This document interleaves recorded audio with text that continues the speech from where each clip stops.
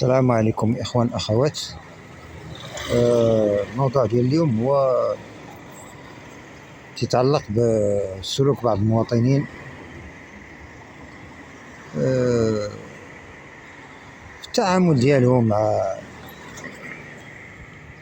مع الطرق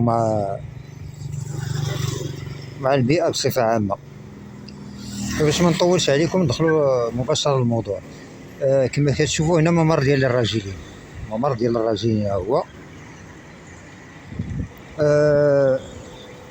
هذا شيء محمود مزيان. فاللي كيثير استغراب هو ان مثلا الانسان هو تيخلي الممر ديال الراجلين هنا باساج بيتون وتيمشي مباشرة هنا الكازون. كاين الكازون هنايا تيمشي تيقطع من وسط الربيع. فهاد السلوك هذا خص بعض الناس الله يهديهم يعيدوا النظر فيه.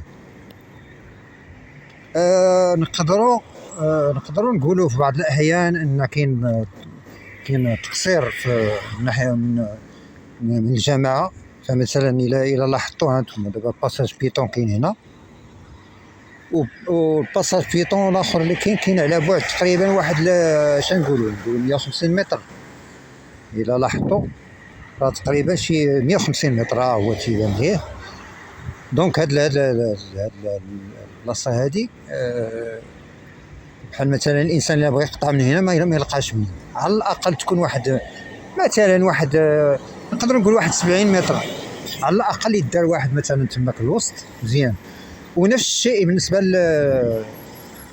للباساج بيتون، بين هذا الباساج بيتون اللي كاين في الوسط والباساج بيتون اللي كاين في الممر ديال الراجلين اللي كاين في المدار اللي قابل معنا.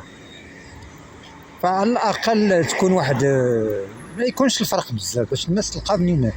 كاين ناس شيوخ، كاين اطفال، كاين وكاين حاجه ثانيه هو مثلا بحال دابا هاد الباساج بيتون هنايا.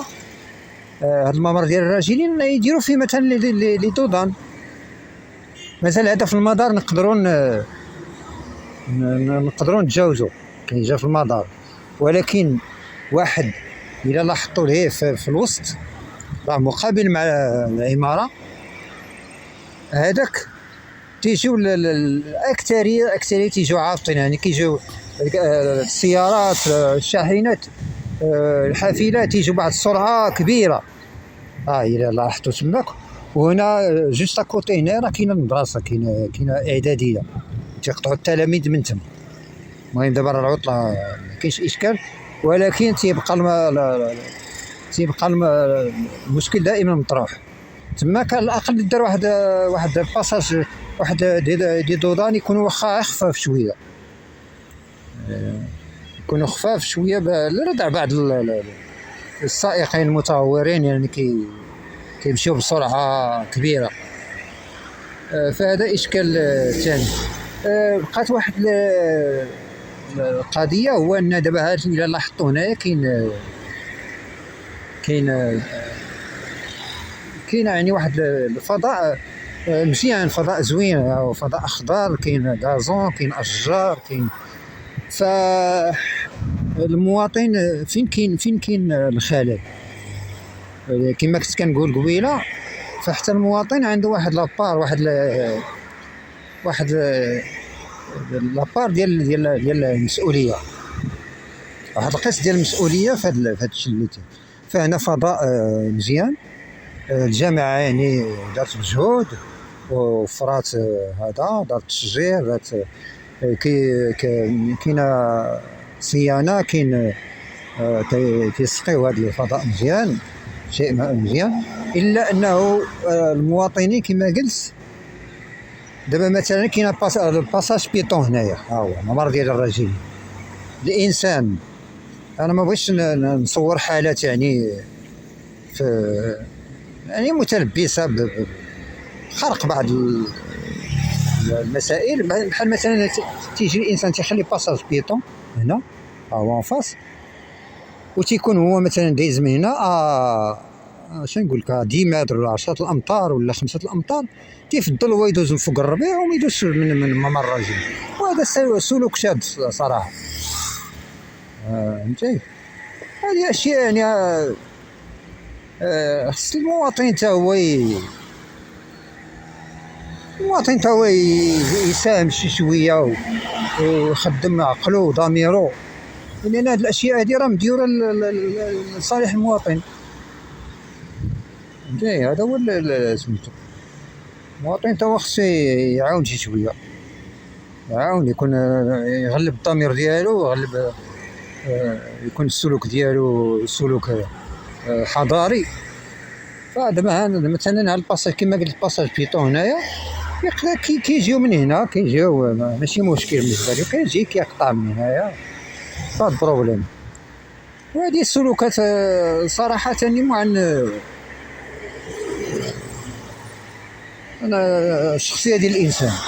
وكاين بعض الاحيان الانسان اللي تقول هذا هو اللي الانسان اللي سميتو، تقول هذا هو الانسان اللي غادي نختار، الانسان اللي زوين هذا، وتيدير بحال هاد السلوكات. يعني صراحه شيء مؤسف.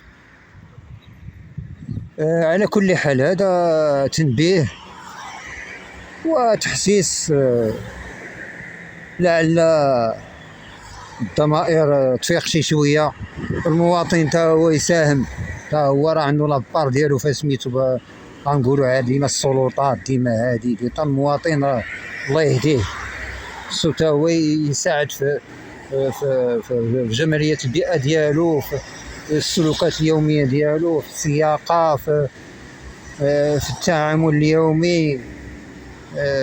هذه أشياء يتعاد فيها النظر. سلوك المواطن بالدرجة الأولى، خصنا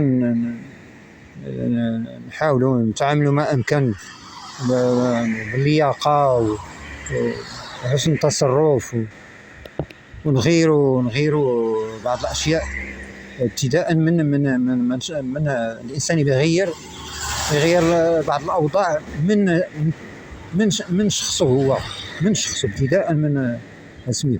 فمن هنا فين كتبدا السلوك الشخصي، هو تيكون عنده انعكاسات على السلوك العام ديال البيئة وديال الوطن بصفة عامة. فلنغير سلوكنا إخواني أخواتي، وحاولوا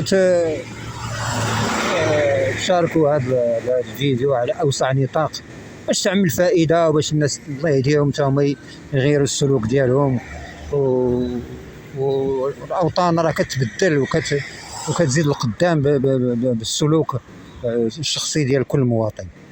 هذا ما كاين في هذا الموضوع. استودعكم الله، وإلى اللقاء في فيديو قادم إن شاء الله، والسلام عليكم ورحمة الله.